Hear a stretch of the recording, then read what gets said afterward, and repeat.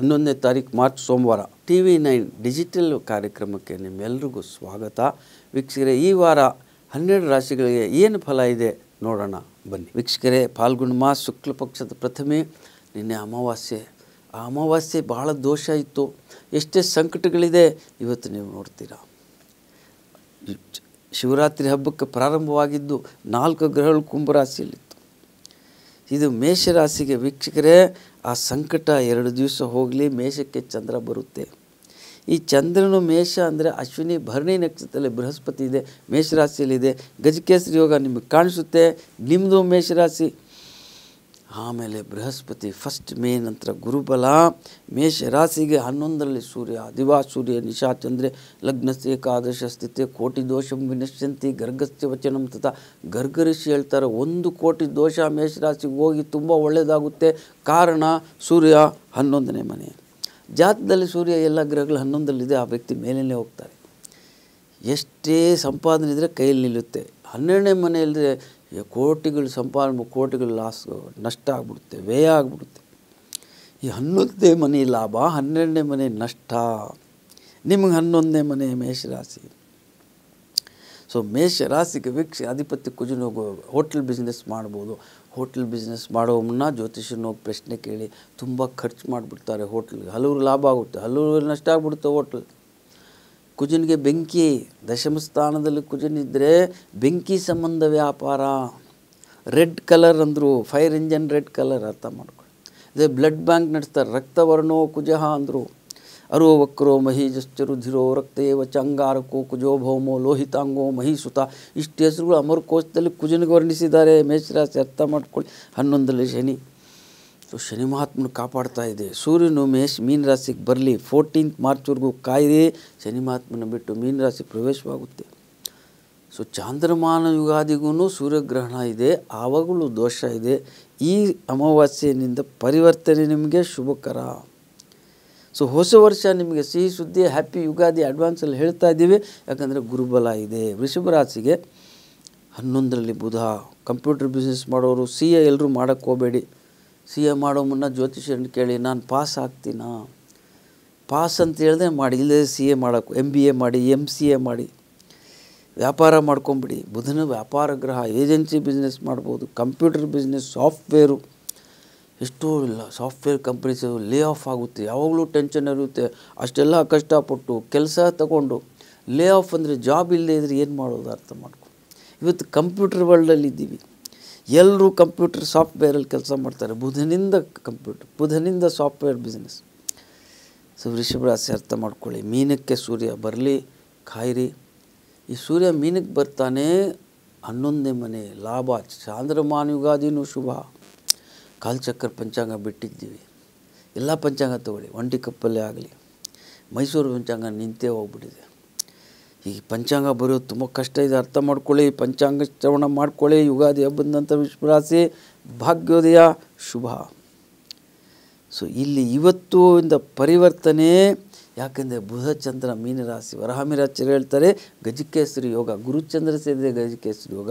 NT Ramarao ಅವರು ಹುಟ್ಟುವಾಗ ತುಲಾ ರಾಶಿಯಲ್ಲಿ ಗುರುಚಂದ್ರ ಇತ್ತು, ಅದಕ್ಕೆ ಮುಖ್ಯಮಂತ್ರಿಗಳಾದರು. ಎಲ್ಲರೂ ಮುಖ್ಯಮಂತ್ರಿ ಆಗಲ್ಲ, ಅರ್ಥ ಮಾಡ್ಕೊಳ್ಳಿ. ಯೋಗ ಇರಬೇಕು. ವೃಷಭ ರಾಶಿ ಶ್ರೀಮಾನ್ ಸಿದ್ದರಾಮಯ್ಯನವ್ರಿಗೆ 2 ಸಲ ಮುಖ್ಯಮಂತ್ರಿ ಅಂದರೆ ದೇವರ ದರ್ಶನ, ದೀರ್ಘಕಾಲ ರಾಜಯೋಗ, ಎಲ್ಲ ರಾಜಯೋಗ ಇದೆಯಾ? ವೃಷಭ ರಾಶಿನವರು ಸುಮ್ಮನೆ ಎಲೆಕ್ಷನಲ್ಲಿ ಶ್ರಮೆ ಪಟ್ಟು ಖರ್ಚು ಮಾಡ್ತಾರೆ. ನನಗೆ ಯೋಗ ಇದ್ದರೆ ಜಯವಾಗುತ್ತೆ. ಯೋಗ ಇಲ್ಲದೆ ಇದ್ರೆ ಇಷ್ಟು ಖರ್ಚು ಮಾಡಿನೂ ಸೋಲ್ತಾರಲ್ಲ, ಖರ್ಚು ಮಾಡಿದ್ದೆಲ್ಲ ನಷ್ಟ ಆಗುತ್ತಲ್ಲ. ಸೊ ಮಿಥುನ ರಾಶಿಗೆ ವೀಕ್ಷಕರೇ, ಇದು ದೋಷ ಹೋಯಿತು, ಅಮಾವಾಸ್ಯೆ ದೋಷ ಹೋಯಿತು. ಅಮಾವಾಸ್ಯೆಗೆ ಎಷ್ಟೆಷ್ಟು ಸಂಕಟ ಬಂತು. ಯುದ್ಧಗಳಾಗಬಾರದು, ದೇವರಲ್ಲಿ ಪ್ರಾರ್ಥನೆ ಮಾಡೋಣ. ಯುದ್ಧ ಬರೋದು ಒಂದು ಶಾಪ ಇದ್ದಾಗ, ಅದಕ್ಕೆ ಶ್ರೀಕೃಷ್ಣನೇ ಶಾಂತಿ ದೂತರಾಗೋದ್ರು ಯುದ್ಧ ಬೇಡ. ದೇವರೊಂದು ಲೀಲೆ ಮಾಡಿದ್ರು, ದೇವ್ರಿಗೆ ಗೊತ್ತಿತ್ತು ಯುದ್ಧ ಆಗುತ್ತೆ. ವೇದವ್ಯಾಸರು ಮಹಾಭಾರತದಲ್ಲಿ ಬರ್ತಾರೆ, 2 ಗ್ರಹಣಗಳಿದೆ, ಅಪಶಕುನಗಳಾಗ್ತಾ ಇದೆ, ಧೂಮಕೇತು ಬಂದಿದೆ ನೋಡಿ. ಇವತ್ತು ಕಾಮೆಟ್ ಅಂತ ಇವತ್ತು ವಿಜ್ಞಾನಿಗಳು ತುಂಬ ಸರಿಯಾಗಿ ಹೇಳ್ತಾರೆ. ಧೂಮಕೇತು ಜ್ಯೋತಿಷರು ಇನ್ನೂ ಅರ್ಥ ಮಾಡ್ಕೊಬೇಕು. ಧೂಮಕೇತು ಏನಾದ್ರು ಕಾಮೆಟ್ ಅಂತ ಬರೆದಿದ್ದಾರೆ.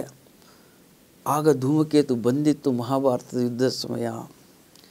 ಸೊ ಈ ವರ್ಷ ಹೊಸ ವರ್ಷ ಲೆಕ್ಕ ತಗೊಳ್ಳೋಣ. ಯುಗಾದಿ ಹಬ್ಬದ ನಂತರ ಯುದ್ಧಗಳು ಬರಬಾರ್ದು, ದೇವರಲ್ಲಿ ಪ್ರಾರ್ಥನೆ ಮಾಡೋಣ. ಮಿಥುನ ರಾಶಿ ಅವಳಿ ಜವಳಿ ಮಕ್ಕಳಾಗ್ತಾರೆ. ಸಮಯ ಒಂದೇ ಸಮಯ, 1 ನಿಮಿಷ ವ್ಯತ್ಯಾಸದಲ್ಲಿ ಹುಟ್ಟುತ್ತಾರೆ. ಅದಕ್ಕೆ ಅವ್ರು ನೋಡಲಿಕ್ಕೆ ಒಂದೇ ಥರ ಇತ್ತು. ಸಿನಿಮಾ ಮಾಡಿದರು ಸೀತಾ ಅವ್ರ ಗೀತಾ, ನೋಡಲಿಕ್ಕೂ ಒಂದೇ ಅಲ್ವಾ ಇಬ್ಬ ವ್ಯಕ್ತಿಗಳು.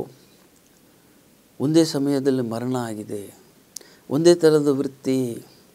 ಸೊ ಸಮಯಕ್ಕೂ ಜಾತಕ ಒಂದೇ ಇದ್ದರೆ ಅವ್ರ ಜೀವನ ಒಂದೇ ಇರಬೇಕಲ್ಲ. ಐಡೆಂಟಿಕಲ್ ಟ್ವಿನ್, ನಾನ್ ಐಡೆಂಟಿಕಲ್ ರಿಸರ್ಚ್ ಮಾಡೋಣ, ಜ್ಯೋತಿಷ್ಯ ನಿಮ್ಗೆ ಅರ್ಥ ಆಗುತ್ತೆ. ನೀವು ತುಂಬ ಭಾಗ್ಯವಂತರು, ನೀವು ಚೆನ್ನಾಗಿ ಅರ್ಥ ಮಾಡ್ಕೊಳ್ತಾ ಇದ್ದೀರಾ. ಭಾಗ್ಯಂ ಫಲತಿ ಸರ್ವತ್ರ ನ ವಿದ್ಯಾಚನಮ ಪೌರುಷಂ. ಭಾಗ್ಯದಿದ್ರೆ ವಿದ್ಯೆನೂ ಬೇಡ, ಪೌರುಷನೂ ಬೇಡ. ಭಾಗ್ಯ ಚೆನ್ನಾಗಿ. ಹೈದರಲ್ಲಿಗೆ he never bother to learn an alphabet, ಒಂದು ಅಕ್ಷರನೂ ಕಲಿಯೋಕ್ಕೆ ಆಸೆ ಇರಲಿಲ್ಲ. ಆದರೆ ರಾಜನಾಗಿದ್ದ. ಟಿಪ್ಪು ಸುಲ್ತಾನ್ಗಿಂತಲೂ ಚೆನ್ನಾಗಿ ಆಳಿದ್ರು ಹೈದರಾಬಾದ್ ಅಂತ ಇತಿಹಾಸ ಬರೀತದೆ. ಆದರೆ ವಿದ್ಯೆ ಇರಲಿಲ್ಲ. ಅದಕ್ಕೆ ಹಲವು ಮಕ್ಕಳು ವಿದ್ಯೆ ಎಕ್ಸಾಮಿನೇಷನಲ್ಲಿ ಸೂಸೈಡ್ ಮಾಡ್ಕೊಳ್ತಾ ಇದ್ದಾರೆ. ಅದನ್ನು ಡಿಸ್ಕರೇಜ್ ಮಾಡಬೇಕು. Failure is A stepping stones of success. Failure ಆದರೂ ಅದು ಮುಂದೆ ಚೆನ್ನಾಗಾಗುತ್ತೆ, ಪುನಃ ಶ್ರಮೆ ಪಡು ಅನ್ನಬೇಕು. ಫೇಲಿಯರ್ ಆದ ಮಾತ್ರಕ್ಕೆ ಮಕ್ಕಳಿಗೆ ಇಷ್ಟು ಟೆನ್ಷನ್ ಆಗ್ತಾಯಿದೆ ಈ ವಿದ್ಯೆ ಅನ್ನೋದು. ವಿದ್ಯಾ ಸಿಸ್ಟಮನ್ನು ಅರ್ಥ ಮಾಡ್ಕೊಬೇಕು. ಅಂಥ ಪ್ರೆಷರ್ ಇರಬಾರ್ದು ಮಕ್ಕಳಿಗೆ. ಕರ್ಕರಾಶಿ ವೀಕ್ಷಕರೇ, ಗುರುಬಲ ಸಿಹಿ ಸುದ್ದಿ ನಿಮಗೆ ತುಂಬ ಶುಭ. ಜಲರಾಶಿ ರೈತರುಗಳು ಈ ಸಲ ಅತಿವೃಷ್ಟಿ ಅನಾವೃಷ್ಟಿಗಳು ಬರ್ತಾಯಿದೆ. ಮುಂಗಾರು ಮಳೆ ಚೆನ್ನಾಗಿ ಬರಲಿ, ದೇವರಲ್ಲಿ ಪ್ರಾರ್ಥನೆ ಮಾಡೋಣ. ಮೊನ್ನೆ ಈ ಅಮಾವಾಸ್ಯೆಗೆ ತುಂಬ ದೋಷ ಇತ್ತು, ದೋಷ ಹರಣ ಆಯಿತು. ಇನ್ನು ನಿಮ್ಗಳ ಮುತ್ತನ್ನು ಧಾರಣೆ ಮಾಡಿ, ಬೆಳ್ಳಿಯಲ್ಲಿ ಧಾರಣೆ ಮಾಡಿ. ಚಂದ್ರನಿಗೆ ಬೆಳ್ಳಿ, ರವಿ ಕುಜರಿಗೆ ತಾಮ್ರ, ಗುರುಗೆ ಬಂಗಾರು, ಲೋಹವನ್ನು ಅರ್ಥ ಮಾಡ್ಕೊಳ್ಳಿ. ಆ ವ್ಯಾಪಾರ ಗುರು ಬಲವಾಗಿದ್ದರೆ ಲೋಹ ವ್ಯಾಪಾರ ಮಾಡ್ಬೋದು, ಸ್ವೀಟ್ ಅಂಗಡಿ ಇಡ್ಬೋದು. ಅರ್ಥಾನೆ ಸ್ವೀಟಾಗಿ ಮಾತಾಡ್ತಾರೆ, ಗುರು ಲಗ್ನ ಇದೆಯಾ ಅಂಥ ಹುಡುಗ ಹುಡುಗಿನ ಮದುವೆ ಆಗಬೇಕು. ಗಂಡ ಹೆಂಡತಿ ಜಗಳ ಬರೋಲ್ಲ. ಸೊ ಸುಮ್ಮನೆ ಕಣ್ಣು ಮುಚ್ಕೊಂಡು ಮದುವೆ ಮಾಡಿಬಿಟ್ರೆ ಅರ್ಥ ಮಾಡ್ಕೊಳ್ಳಿ, ಜಾತಕ ನೋಡ್ಕೊಳ್ಳಿ. ಸೊ ಕರ್ಕ ರಾಶಿಗೆ ಜಲರಾಶಿ. ಸಿಂಹರಾಶಿ ವೀಕ್ಷಕರೇ, ಗುರುಬಲ ಇನ್ನೂ ಇದೆ. ಶನಿ ಮಹಾತ್ಮನ ದೃಷ್ಟಿ. ಹನುಮಾನ್ ಚಾಲೀಸ ಶನಿವಾರ ಓದ್ಕೊಳ್ಳಿ. ಭೂತ ಪಿಶಾಚ ನಿಕಟ ನಹಿ ಆವೆ, ಮಹಾವೀರ ಜಬ ನಾಮ ಸುನಾವೆ, ನಾಸೆ ರೋಗ ಹರೈಸಬೆ ಪೀಡ ಅಂದರು.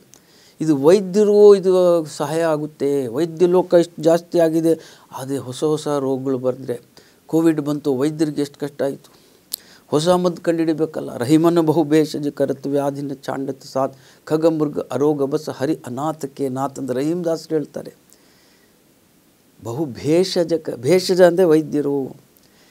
ರಹೀಮ್ದಾಸರು ವೈದ್ಯರ ವಿಚಾರ ಹೇಳ್ತಿದ್ದಾರೆ. ನಾಸೆ ರೋಗ ಹರೈಸಬ ಪೀಡ. ಹನುಮಾನ್ ಚಾಲೀಸಲ್ಲಿ ಎಲ್ಲ ರೋಗ ಹರಣ ಆಗುತ್ತೆ. ಹನುಮಾನ್ ಚಾಲೀಸ ಹೋದರೆ ಶನಿ ಮಹಾತ್ಮನ ಶಾಂತಿನೂ ಆಗುತ್ತೆ. ಸಿಂಹರಾಶಿ ಶನಿ ಮಹಾತ್ಮನ ದೃಷ್ಟಿ ಸಿಂಹರಾಶಿ ಮೇಲೆ ಇರೋ ಕಾರಣ ಈ ಸೂರ್ಯನು ಮೇಷರಾಶಿ ಪ್ರವೇಶವಾಗಲಿ. 14th ಏಪ್ರಿಲ್ಗೆ ಸೌರಮಾನ ಯುಗಾದಿ, ಭಾಗ್ಯೋದಯ, ಹೊಸ ವರ್ಷ ಶುಭವಾಗುತ್ತೆ ನಿಮಗೆ. ಇವತ್ತು ನಾಳೆ ದೋಷಕರವಾಗಿದೆ.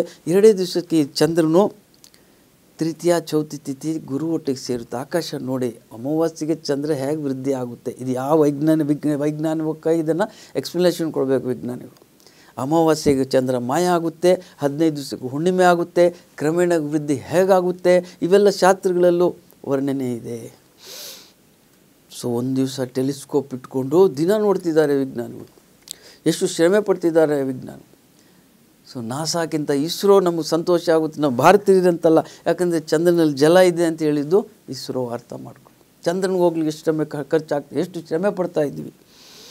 ಈ ಚಂದ್ರ ಮೇಷರಾಶಿ ಬರ್ತದೆ ಅಂತ 2-3 ದಿವಸಕ್ಕೆ ಹೇಳ್ತಾ ಇದ್ದೀವಲ್ಲ. ನೀವು ಸಿಂಹರಾಶಿ ನಿಮ್ಗೆ ಸುಲಭವಾಗುತ್ತಲ್ಲ. ಏನು ಆಧಾರ ಇದೆ ಈ ಜ್ಯೋತಿಷ್ಯಕ್ಕೆ ಕಂಡುಕೊಳ್ಳೋಣ. ಕನ್ಯಾ ರಾಶಿ ಚಂದ್ರನ ದೃಷ್ಟಿ ಇದೆ, ಬುಧನ ದೃಷ್ಟಿ ಇದೆ. ಕನ್ಯಾ ರಾಶಿ 180 ಡಿಗ್ರೀಸ್ ದೂರ ವೈಜ್ಞಾನಿಕ ಅರ್ಥ ಮಾಡ್ಕೊಳ್ಳಿ. 6ರಲ್ಲಿ ಶನಿ, ಶತ್ರುಧ್ವಂಸ, ರೋಗ ಹರಣ. ಕನ್ಯಾ ರಾಶಿ ಕನ್ಯಾಯಲ್ಲೇ ಕೇತು ಇದೆ. ಅಷ್ಟಮ ಗುರು ಇದೆ. ಫಸ್ಟ್ ವೃಷಭ ರಾಶಿ ಗುರು ಬರ್ತಾನೆ, ಶುಭ.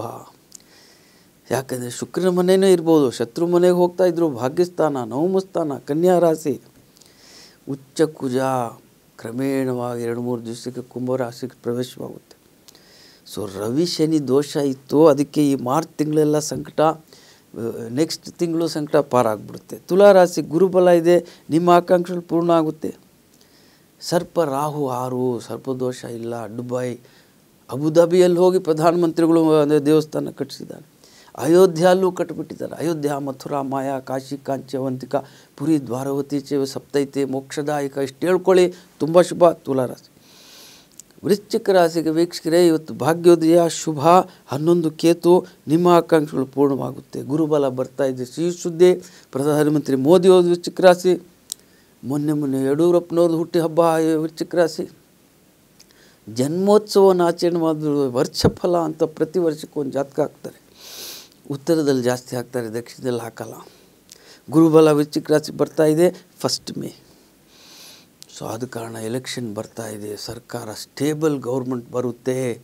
ಸೆಂಟರಲ್ಲಿ ದೇವರಲ್ಲಿ ಪ್ರಾರ್ಥನೆ ಮಾಡಿ, ಅದು ಸ್ವಲ್ಪ ಸಂಕಟಗಳು ಬರುತ್ತೆ, ಸಂಕಟಗಳು ಬಂದು ಪಾರಾಗುತ್ತೆ. ಅರ್ಥ ಮಾಡ್ಕೊಳ್ಳಿ. ಧನುರಾಶಿ ನೋಡೋಣ, ಗುರುಬಲ ಇದೆ, ಉಚ್ಚ ಕುಜ ಇದೆ.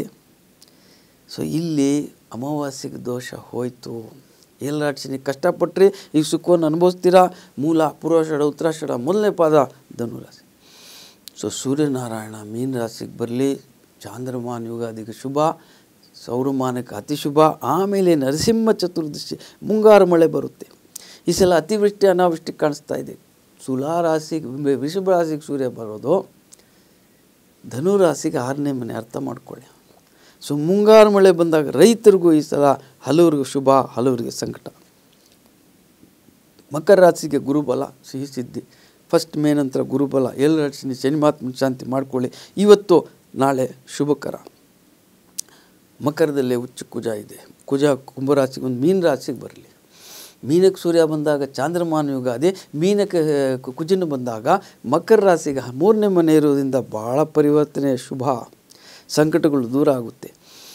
ಕುಂಭರಾಶಿಗೆ ಕುಂಭಾನೇ ಸೂರ್ಯ ಬಿಡುತ್ತೆ. ಆಗ ಶನಿ ಮಹಾತ್ಮನ ಸೂರ್ಯ ಬಿಟ್ಟಾಗ ಈ ಮಾರ್ಚ್ ತಿಂಗಳಲ್ಲಿ ಬಂದು ಸಂಕಟ ಎಲ್ಲ ಪಾರಾಗುತ್ತೆ, ಯುದ್ಧಗಳು ನಿಲ್ಲುತ್ತೆ, ಪ್ರಕೃತಿ ಮೇಲೆ ಉಷ್ಣಾಂಶ ಜಾಸ್ತಿ ಆಗಿಬಿಡುತ್ತೆ. ಅರ್ಥ ಮಾಡ್ಕೊಳ್ಳಿ. ಕುಂಭರಾಶಿಗೆ ವೀಕ್ಷಕರೇ 14ನೇ ತಾರೀಕು ಮಾರ್ಚ್ ನಂತರ ಮೀನ ಸಂಕ್ರಮಣ. ಮೀನದಲ್ಲಿ ರವಿಚಂದ್ರ ಸೇದ ಚಾಂದ್ರಮಾನ ಯುಗಾದಿಗೆ ಪರಿವರ್ತನೆ. 14 ಏಪ್ರಿಲ್ ನಂತರ ನಿಮ್ಮ ಸಂಕಟಗಳು ಅಷ್ಟವರೆಗೂ ಮೌನವಾಗಿ ದೇವ್ರ ಜಪ ಮಾಡ್ಕೊಂಬಿಡಿ. ಮೌನಸ್ಯ ಕಲಹಂ ನಾಸ್ತಿ, ಸೈಲೆನ್ಸ್ ಇಸ್ ಗೋಲ್ಡನ್. ಮೌನವಾಗಿ, ಮೌನಸ್ಯವನ್ನ ಗುಹ್ಯಗಳಲ್ಲಿ ನಾನು ಮೌನ ಅರ್ಜುನ ಭಗವದ್ಗೀತೆಯಲ್ಲಿ ಮೌನವಾಗಿ ಜಪ ಮಾಡ್ಕೊಂಬಿಡಿ, ಶುಭವಾಗುತ್ತೆ. ಮೀನ ರಾಶಿಗೆ ಜಪ ತಪ ಮಾಡ್ಕೊಳ್ಳಿ. ಯಜ್ಞಾನಾಂ ಜಪ ಯಜ್ಞೋಸ್ಮಿ. ಪ್ರತಿ ದಿವಸ ಎಲ್ಲರೂ ಯಜ್ಞ ಮಾಡೋಕ್ಕಾಗಲ್ಲ. ವಿದ್ವಾಂಸರು, ತಪಸ್ವಿಗಳು ಯಜ್ಞ ಮಾಡ್ತಾರೆ. ಪ್ರತಿ ದಿವಸ ನಾವು ಪ್ರತಿ ದಿವಸ ಜಪ ಮಾಡ್ಬೋದು. ಯಜ್ಞಾನಾಂ ಜಪ ಯಜ್ಞೋಸ್ಮಿ. ಯಜ್ಞಗಳಲ್ಲಿ ನಾನು ಜಪ ಯಜ್ಞಾರ್ಜುನ. ಮೀನರಾಶಿ ತುಂಬ ಶುಭ, ಗುರುಬಲ ಇದೆ. ಏಳರಾಶಿನಿ ಶಾಂತವಾಗ್ತಾನೆ. ಇವತ್ತು ಪ್ರಥಮಿ ತಿಥಿ. ಯಾವ ಕೆಲಸನೂ ಅಂದರೆ ವೃಷಭ ಲಗ್ನದಲ್ಲಿ ಮಾಡ್ಕೊಳ್ಳಿ 10 ರಿಂದ 11. ದ್ವಿತೀಯ ತಿಥಿಗೆ ಅದೇ ವೃಷಭ ಲಗ್ನ, ಮಂಗಳವಾರ ನರಸಿಂಹ ಅಷ್ಟೋತ್ರ ಓದ್ಕೊಳ್ಳಿ, ಕುಜ ಶಾಂತಿ ಆಗುತ್ತೆ. ಗಂಡ ಹೆಂಡತಿ ಜಗಳನೂ ದೂರ ಆಗುತ್ತೆ. ಚೌತಿ ತಿಥಿ ಗಣೇಶನ ಪೂಜೆ ಮಾಡ್ಕೊಳ್ಳಿ, ಬುಧವಾರ. ಆಲ್ಬರ್ಟ್ ಐನ್ಸ್ಟೀನ್ ಹುಟ್ಟಿದ್ದು 1879ನಲ್ಲಿ 14 ಮಾರ್ಚ್. ಈ ಮಾರ್ಚ್ ತಿಂಗಳಲ್ಲಿ ವಿಜ್ಞಾನಿಗಳು ಹುಟ್ಟಿದ್ದಾರೆ. ವೃಷಭ ಲಗ್ನದಲ್ಲಿ ಯಾವ ಕೆಲಸ ಮಾಡ್ಕೊಳ್ಳಿ. ಆಮೇಲೆ ಕಾಮನ್ ಕನ್ಸ್ಯೂಮರ್ಸ್ ಡೇ ಶುಕ್ರವಾರ, ದೇವಿ ಪೂಜೆ ಮಾಡ್ಕೊಳ್ಳಿ. ವೃಷಭ ಲಗ್ನ, ಉಚ್ಚ ಚಂದ್ರ ಬರುತ್ತೆ. ಷಷ್ಠಿ ತಿಥಿ ಅರ್ಥ ಮಾಡ್ಕೊಳ್ಳಿ. ನ್ಯಾಷನಲ್ ವ್ಯಾಕ್ಸಿನೇಷನ್ ಡೇ, ಮಕ್ಕಳಿಗೆ ವ್ಯಾಕ್ಸಿನೇಷನ್ ಇಲ್ಲ. ಶನಿವಾರ ಹನುಮಾನ್ ಚಾಲೀಸ ಓದ್ಕೊಳ್ಳಿ. ಬರೋ ಭಾನುವಾರ ವೃಷಭ ಲಗ್ನದಲ್ಲಿ ತುಂಬ ಶುಭವಾಗಿದೆ. ಆಮೇಲೆ ಸೋಮವಾರ ನವಮಿ ತಿಥಿ, ಆರಿದ್ರ ನಕ್ಷತ್ರ ಬರುತ್ತೆ. ವೃಷಭ ಲಗ್ನದಲ್ಲಿ ಯಾವ ಕೆಲಸ ಮಾಡೋದು, ಇಷ್ಟು ಹೇಳ್ತಾ ಈ ಕಾರ್ಯಕ್ರಮ ಮುಕ್ತಾಯ ಮಾಡಿ. ನಿಮಗೆಲ್ಲ ಶುಭವಾಗಲಿ.